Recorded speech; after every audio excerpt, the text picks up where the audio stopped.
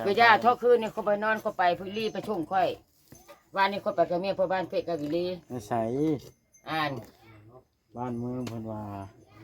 เจ้าน่ะเฮ็ดเฮือนใหม่แล้วน่ะมานอนเฮือนเก่า เขาบ่ได้นอนชาทุผู้ใดเว้าเขาย่อมือได้เขาใต้ทุกได้ผมค่อยอยู่ในนี่นอนเฮือนใหม่นี่ แอนลีบ่ นั่นเรื่องคนมาเว้าฮะ เดี๋ยวไว้เจ้าก็ได้อย่าเดือดแล้วกว่า เดือดแล้วมันบ่แม่นค่อยนอนอยู่หั่นคู่มือน อนอยู่ไสหรอก ค่อยนอนอยู่ในทิ้งนอนนอกพักตู้ขายไว้เบิด เอา แต่ละมื้อหั่น อ่า อ่านก็ได้นะนี่ล่ะคืนนี้น่ะค่อยพิสูจน์นะค่อยบ่เห็นเจ้าอยู่แต่ว่าบ่แม่นเท่าคืนนี้คืนก่อนพูนว่า คนก็เขาก็นอนอยู่นี่เขาบ่ได้ไปใส่ผ้าห้าต่ำค่อยยามผุน แม่นว่า อ้าวผู้ใดเว้านี่ให้มันตายอ่ะบอกให้มันเที่ยงมันตายอย่าดีได้ค่อยได้ หยุดบ่ปา อี น หลี นั้น ค่อยเว่าออกปานนี้เราได้คันว่าเว้าค่อยในนั้นในนี่เห็นนะค่อยบ่ได้ไปหยัง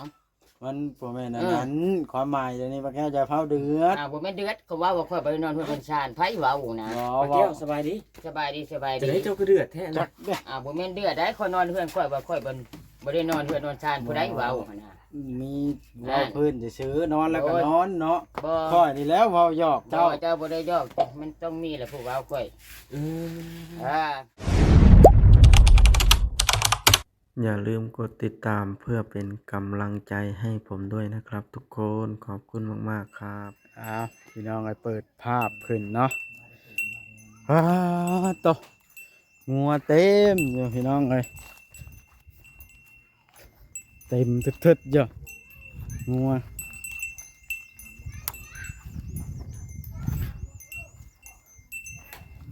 โอ้น้องโอไปซ้ายอันนี้นี่พี่น้องเลยไปพี่น้องเลยบ่เห็นน้องโอพี่น้องเลย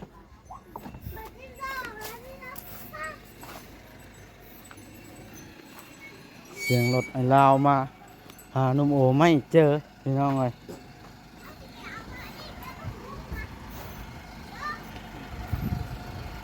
ไปทางใดล่ะเพิ่นยังมาลงจากรถพี่น้องเลยไปทักทายน้องตุ๊กซะก่อนต่อมาเบิ่งสโลมลงแต่ใกล้สิมืดแล้วบ่เอ้าลูกสาวบ่บอสมาน้ำสบายดีลูกละแข่งแดดเห็นยังอันนี้ลูกชายก็มาน้ำเมื่อกี้มาเบิดสองคนพี่น้อง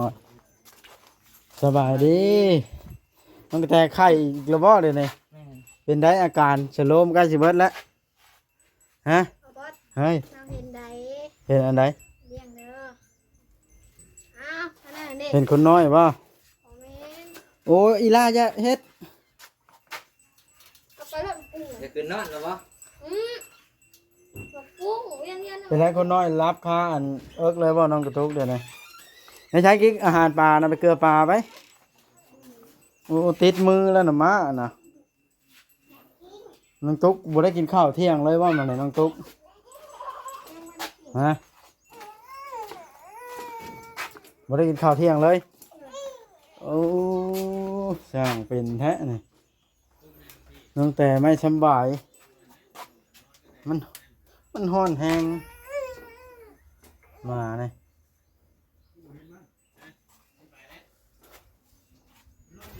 อืม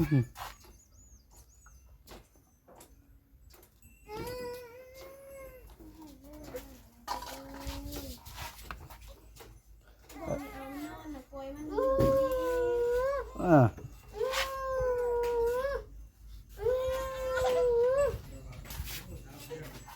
เฮ้ยดึงตีนน้องเข้าอย่าให้มันพ้นอู้ขลำนั่นละเพิ่นบ่ค่อยนอนบ่น้องกระตุกกูมื้อนี่เร็วว่าใดอันนี้ อันนี้ก็เอาไปทิ่มอีกตัวแมงวันตอมนี่แหละ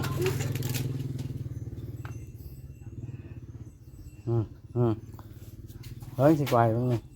เฮ็ดบ่นั้นบ่มันจะมิดนะต้องเฮ็ดแห้งๆวะนะเอาแล้ว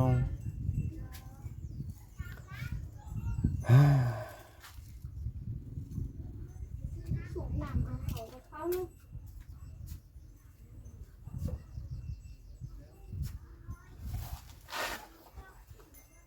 กินอยู่บ่ข้าวน้องแต่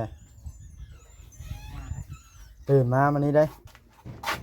กินข้าวน้ำในได้เห็นว่าโซก็ได้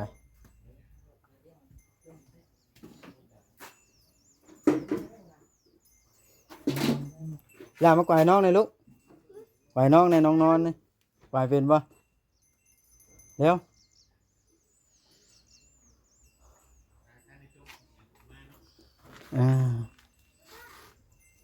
อย่าเห็นในน้องนะ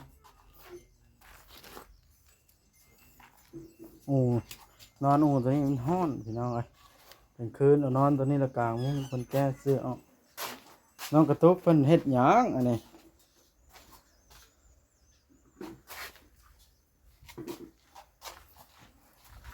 มาเบิ่งกันเห็นหยังจ่อปลาอีกแล้วบ่เดี๋ยวนี้น้องบอยงูมันลงหนองมันบอกเลขว่านี่เนาะแม่นซ้ำอีกนะมาเลยฮะน้องตุ๊กเฮ็ดหยังเดี๋ยวนี้โยกน้ำไปมาเข้าเอาแล้วพักห่มนี่ปล่อยให้แมงไม้มากินเก็บต้มดีกว่า แมลงมันจะเก็บลวกเอาไป แม่นบ่ เอาไปจังได๋บ่บด ฮะ เก็บบ่แม่ เก็บพักห่มนี่หมดแล้วไว้แต่เจ้ากินใครสิกินเนาะมันยังเครื่องมือมาเข้าอยู่เทิงคุณพ่อน้องตุ๊ก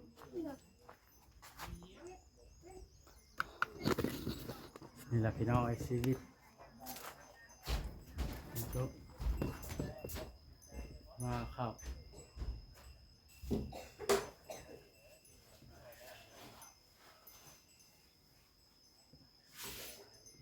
คำแล้วให้พ่อมาเข้าแล้วพี่น้อยโ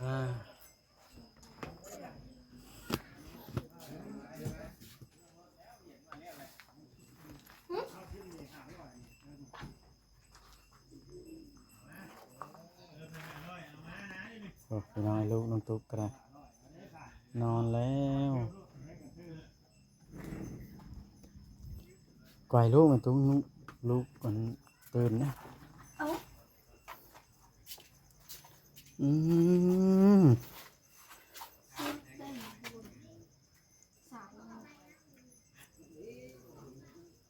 สายน้ำมือผม สายอันใด สายสลูกมันหดเอามาเก็บ ระวังลูกต่ำแล้วจะบุญย้ำมาอีกได้ป่ะทำนะ โอ้โหเอาไปชุดเลย เจอปู่แล้วบอกให้เมื่อแล้วพ่อเจ้าได้จะโทรหาพ่อแล้วก็สั่ง ยัง เอาเลยคือเหตุการณ์นั้นนะน้องตุ๊กเป็นได้มั้ยไปนึ่งข้าวให้น้องโอแล้วบ่ พอถึงเอง เป็นนึ่งเองแล้วบัดนี้เนาะเราก็ต้องเฮ็ดอยู่พี่เราอยู่พี่น้องตุ๊กเอ้ย เลย ถ้าเป็นพี่ก็จะต้องเฮ็ดพี่แต่เป็นไผ่เป็นได้มาอยู่เฮิงยาจากเมื่อแล้วบ่หรือยังจากเมื่อคือเก่าเงือกครัวในความหมายตัวใดอยากเมื่อหรือบ่อยากเมื่ออยากเมื่อ เป็นวันนี้ติดเอาอย่างนั้นมาติดกันเนาะ มันหลายแห้งเมื่อวันคอยถึงย่ามยังไง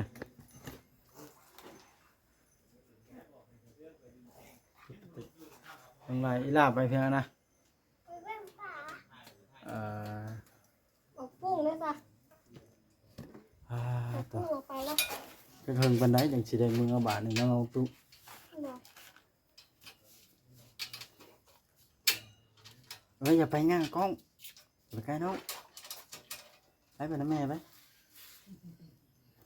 อ่า เลี้ยงไปเด้อได้ไหมไหม ได้ไหมไหม อืม โอ้ยถูกเลยอายไปเปลี่ยนอันไดซากรถไดซากของไฟรถแล้วก็ตีนรถ ไอ้ได้ไม้ใหม่ชื่อกับนั่นบ่ได้ไหนไอ้แห้งนักหลายอันทุกข์ใจจ้ะ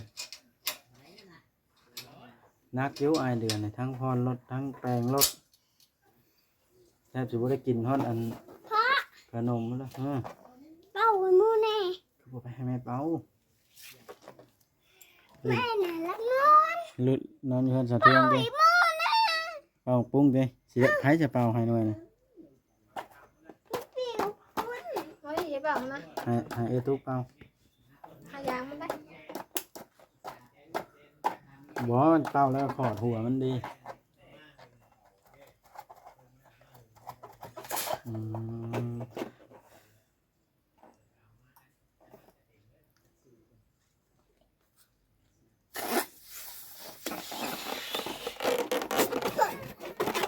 ตื่นละคนนี้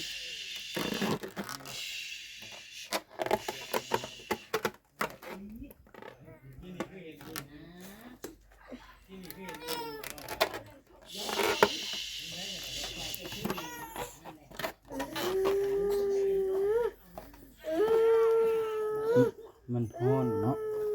มันอยู่ยากคนน้อยฮ้อนนี่ละชีวิตตุกมาดูชีวิตของเรา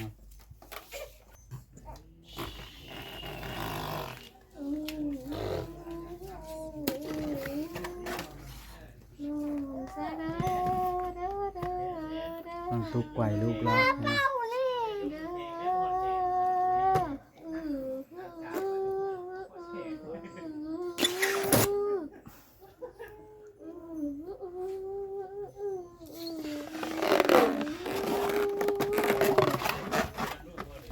ท้ายพาเห็ดตุกแบบนะลูกให้ละไกวแบบนี้ว่าสูตรมันนะไกวแบบนี้นะมันมิด เป้าด้วยนี่ก่อนมีสองเด้เป้าด้วยนี่เป็น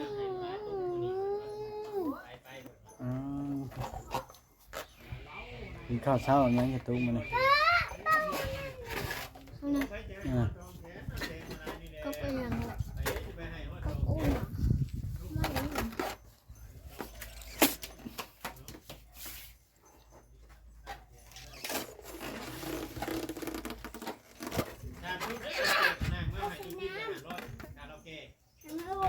ไป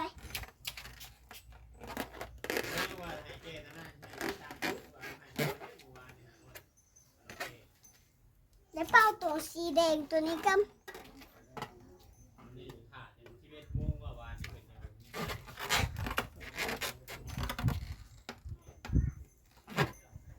ปู เป้า เพิ่น ตัวนี้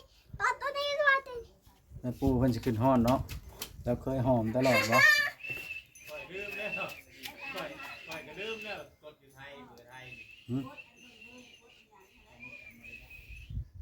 เห็นพ่อเพิ่นก็เล่งใช่แล้ววานนี่เนาะแม่ เอามาขายยังไงเอามาขาย บอกนี้ ก็ได้ทำมาเลยเด็ก มันหัวเราอีล่างด้วยนี่นั่นนะ ได้นะดูสิเขานั่นมาเลยดิ มันเท่าแก้วบ่ เลย โอ้โหต้องข่าวแล้วแบบนี้เนาะ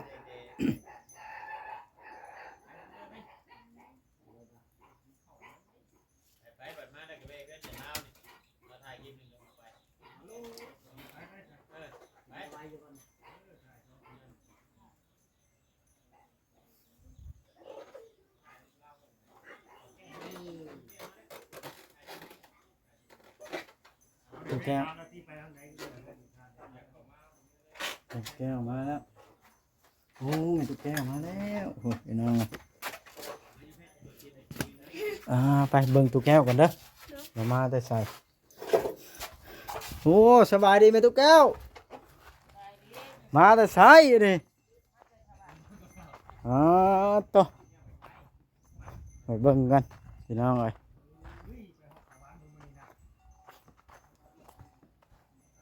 แต่สะเทือนเราพักผ่อนกับลูกเราเอาเบิ่งมาต้อนมาตู้แก้วก่อนแต่พี่น้องเขามานั่งเต็มอยู่นี่อันนี้ก็ล่างบาทนี่เนาะเย็นบ่ซัมบีได้เบิดทุกคน บาวัด เป็นหยัง ยังสิถามบ่าวลาวถามมา มีแหล้วนั่งนั่งนั่งนั่งนั่งนั่งนั่งหินนี่ชนะคันเว้าได้นั่นนะ เข้ามานั่น เออ มาแหน่ โอ้ย ว้าวนี่ บวกเข้ากับล่างละเดี๋ยวก่อนไปหาแม่ตุ๊กแก้วกันเพิ่นมาใหม่ ไปเปิดคลิปดู ฮะพี่น้องเอ้ยอ๋อต่อได้หยังมาต้อนกันนี่แม่ตุ๊กแก้ว ที่นี่คือช้าง ฮะ ไปสวรรค์ ไปสวรรค์ โดย เอาแล้ว เป็นวิ่ง ไปหยังสวรรค์นะ มีเวียกแล้วเนาะยังไป ฮะ มีเวียก อันนั่นแหละจังหวะนะข้อว่าเวียกไปแล้วจังถามนะหรือบ่ให้ถามบ่เด้อนี่ เอาก็มีเวียกนั่นแหละเนาะโอ้ย โว้ยปะแก้วนะ ไปหาลูกเขาให้นี่เนาะนี่ ไปหาลูกอยู่สวรรค์ โดย เอาไปแต่คืนนี้พุ่นนะ เอาไปนอนพุ่นในชั้นหนึ่งข้าวห้องน้ เออ ำน้าแอร์ผัดข้าวชงผัวลาเบิดละเด้ลาบุหู อืม ไปทำการนะตัวเองเพิ่นบ่ได้ไปเป็นเดือนปลายเลยจะไปหาลูก แม่นบ่ ตัวเอาสิได้เงินขับรถเนี่ยเลยก็ไปหา พยายามเบิ่งบ่ พยายามมึงก็อยู่ดีไม่แห้งอยู่ คอยสิมาแจ้งข่าวไล่เดี๋ยวนี้นะ เขาไล่เพียงบาดดิ สิมั่างเฮือนเจ้า เพื่อนชายมาแล้ว เห็นแล้วก็วางแล้ว แล้วนี่เว้าหยอกพระแก้วคอยสิถามเดี๋ยวนี้เป็นได เมื่อย เจ้าก็อันนั่นบ่นอนเฮือนใหม่อยู่บ่ล่ะ เอาเขานอนอยู่เฮือนไหม อย่าเว้านะคอยสืบถามเบิดล่ะ ชื่อไปย่าทอคืนนี่เขาไปนอนเขาไปพื้นรีไปชุ่มค่อยวันนี้เขาไปกับเมียพ่อบ้านเพชรกับวิลี ไม่ใช่ อ่าน บ้านเมืองเพิ่นว่า เออ เจ้าน่ะเฮ็ดเฮือนใหม่แล้วน่ะมานอนเฮือนเก่า เขาบ่ได้นอนชาทุผู้ใดเว้าคนยอมือได้คนใต้ทุกได้ผมค่อยอยู่ในนี่นอนอยู่เฮือนใหม่นี่ แอนลีบ่ เออในนั้นเรื่องคน ไม่ใช่ มา หรอ เว้าก ฮะ เดี๋ยวไว้เจ้าก็ได้อย่าเดือดแล้วกว่า อ้าวเดือดแล้วมันบ่แม่นค่อยนอนอยู่หั่นคู่มือน อนอยู่ไสหรอก ค่อยนอนอยู่ในทิ้งนอนนอกพักตูขายไว้เบิด เอา แต่ละมือหั่น อ่า อ่านก็ได้นะเออ นี่ละคืนนี้นะค่อยพิสูจน์นะค่อยบ่เห็นเจ้าอยู่แต่ว่าบ่แม่นเท่าคืนนี้คืนก่อนพูนว่า ทั้งก้อยเขาก็นอนอยู่นี่เขาบ่ได้ไปใส่ผ้าห้าต่ำค่อยยามผุน แม่นว่า อ้าวผู้ใดเว้านี่ให้มันตายอ่ะบอกให้มันเที่ยงมันตายอย่าดีได้ค่อยได้ หยุดบ่ อี ปาน ลี นั้น ค่อยเว่าออกปานนี้รู้ได้คันว่าเว้าค่อยในนั้นในนี่เห็นนะค่อยบ่ได้ บ่ ไปหยัง มันบ่แม่นอันนั้นความหมายเดี๋ยวนี้บ่แค่จะเผาเดือด บ่แม่นเดือดเขาว่าค่อยบ่ได้นอนเพื่อนเป็นชานไผเว้านะ บ่ ปลาแก้วสบายดี สบายดีสบาย จะ ดี ได้เจ้าก็เดือดแท้ จั นะ กเด้อ บ่แม่นเดือดได้ค่อยนอนเพื่อนค่อยว่าค่อยบ่ได้นอนเพื่อนนอนชานผู้ใดเว้าหั่นน่ะ มีเว้าพื้นซื่อๆนอนแล้วก็นอนเนาะ บ่ ค่อยนี่แล้วเว้าหยอก เจ้า เจ้า เจ้าบ่ได้ยอกมันต้องมีแหละผู้เว้าค่อย อืม อ่า ว่าแบบไหนนะปลาแก้ว อ้าว ว่าเจ้าบุนอนเทือนนอนชา เจ้าค่อยเป็นคนชาน บ่แม่นว่าเจ้าน่ะแพงเฮือนใหม่แฮงมานอนเฮือนเก่าบ่แม่นว่าบ่เฮือน เจ้า น้ำ สิ ชา แก้ค่อยเจ้าจะแก้ สิแก้ไปได้อะน่ะ ค่อยนอนเฮือนไม้ตั้งแต่มื้อขึ้น โอ้แสดงว่าจะนอนอยู่คันอยู่ กลางคืน เนาะ ก็ชักเครื่องถาดรถหันลีหัน อืม แล้วมื้อใดมันฮ้อนหลายแล้วปกติมันขี้ฮ้อนแล้วนอนนอกแล้วมื้อก็นอนข้างนี้แล้วมื้อนอนข้างนั้น เอานอนก็นอนแหล้ว เอ เนาะ อพักตูละไข่เมียน นอนก็นอนแล้วไผสิไปเดือด เอาเดือดแล้วค่อยในบ่แม่นเนาะค่อยคุณชื่อใดหมู่ช่างค่อยเพิ่นค่อยเว้าชื่อนี่ใดบ่แม่นค่อยสิคนแถลงแปลงละว่าใด มื้อนี้มาแต่ใช้เลย ค่อยมาเทศวรรค์สบายดี ไปยังปลาแก้วสวรรค์ โอ้ยไปน้ำหมู่แล้วก็พยายามลูกเลย โอ้ไปจอบมึงลูกเล เจ้าย ของลูกเลยข่าวนั้นเสียเงินเสียคำผู้ชงจำแฟนแล้วสิได้ออกไปแล้วเขาไปชงเหนือหัวงอกหัวใจาเบิ่นละ บัดเติมทุกแก้วเดือดแห้งยี่นี่ค่อยจะตกใจ บ่แม่นเดือดแห้งได้เนาะเราเว้าข่อยบ่นำมันสาน ค่อย ไผ เว้า เว้า หยอกเจ้าสิซื้อ เป็นลายมันมีผู้เว้าข่อยนี่ข่อยฮู้ข่อยเฒ่าแล้ว เจ้าให้ค่อยปานนั้นบ่ค่อยหยอกเลยนะ ข่อยบ่ได้ให้เจ้า ฮะกะย่าเดือดแหละ โยเนาะนี่มันบ่แม่น อ้าวกะหยอกยังว่าเจ้าก็ได้ ข่อยแพงอยู่เฮือนน่ะข่อยแพงแต่ข่อยปัดข่อยกวดกลางคืนข่อยก็ปัด ก็ครอบแบบ อ้าว ก็ครอบแบบนั้นแล้วจังหยอกเจ้านะ ข่อยไปสิมานอนเพียงนี่ข่อยได้อันนั้นแล้วโอ้ยเจ้าก็ได้ ให้แห้งปานนั้นผมก็หยอกคำนี้นะ ข่อยเมื่อยแฮง เรากำลังเมื่อย พี่อยู่นอนเมื่อคืนคืนนี้ก็ได้ ตัวหนาแก้วเดือดใส่ค่อยให้เลยว่า พี่อยู่นอนเมื่อคืนคืนนี้ก็ไปนอน ว ว่าเรามานอนเฮือนเก่าบ่นอนเฮือนไว้สิเพิ่นให้ค่อยบ่เข้าใจ แล้วรถเดือดใส่ เลือ เออ ด ไม่ ใช่ เดือดเนาะว่าเขาว่าคนบ่ได้นอนเหือนอยู่ไผเว้า ค่อยนี่แล้วเว้าหยอก ค่อยจะฮู้ได้ผู้มันเว้าฮะ เจ้าให้สิให้ค่อยปานน่ะปุ๊บก็ค่อย เอาแล้ว บ่ได้ให้เจ้าไปสั่งเนาะเว้าแล้วบ่ได้นอนเหือนนอนชานไผบ่นอนเจ้าคืนนี้ไปก็บ่ได้นอนอีกคืนนี้ฮะพี่น้องเขามาหุ่มกันใน ลูก เรื บ่ อน คำจะปีแล้วลูกบ่คำ 3 ปี ถามข้าวอันนี้บ่ลูกบ่คำ เกือบ5 ง่ายเติบเลยเนาะ โอ้ย ถ้าช่วงไหนให้ เกือบแล้วลูกชาวค่อยได้กินนี่นะให้ได้จังบ่จื้อ นี่แม่นบ่ โอ้ยคือมาคู่มืออยู่เนาะ ก็เมื่อแล้วขอยไปจื้อก็เมื่อยังมาเมื่อนั่งรถลุกไป ยอมเลย ตาลายแล้วแล้ว มั มัน น ยอมบ่แก้วเดือดซะก่อนถ้าจริงค่อยหยอกไปซื้อได้กินนี่นะ ปลาแก้วเดือดแล้วบ่ บ่แม่นเดือดแล้วเนาะบ่ค่อยบ่นอนเฮือนชานเฮ้ย ค่อยก็หยอกเสา แล้วโยก คันเจ้ายอกแล้วก็ย่าแต่ว่าเขาเว้าหา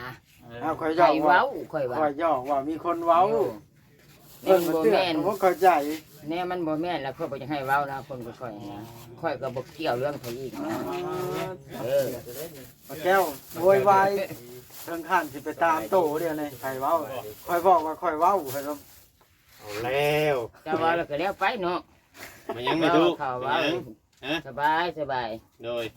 โยว่าบ่นอนเฮือนชานเนาะไผบ่นอนไผเว้าผู้ใดค่อยก็รู้แหละ เจ้าก็เดือดขึ้นเลย อ้าวความบ่มีก็บ่อยากให้ชอบเว้าใส่กันได้ ยอมให้ค่อย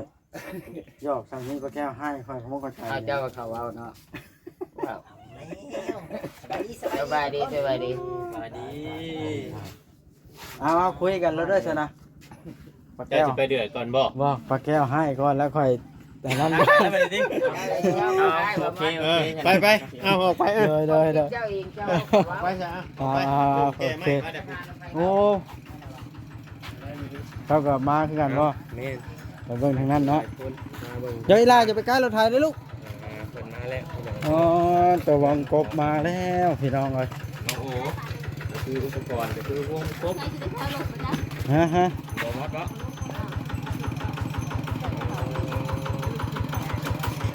ไปเพาะ เมื่ออีกล่ะ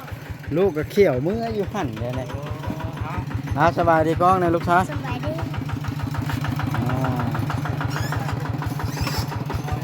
ผมมาก่อนเสียวรถออกก่อนเอาโอเคคลิปนี้จบคลิปกัน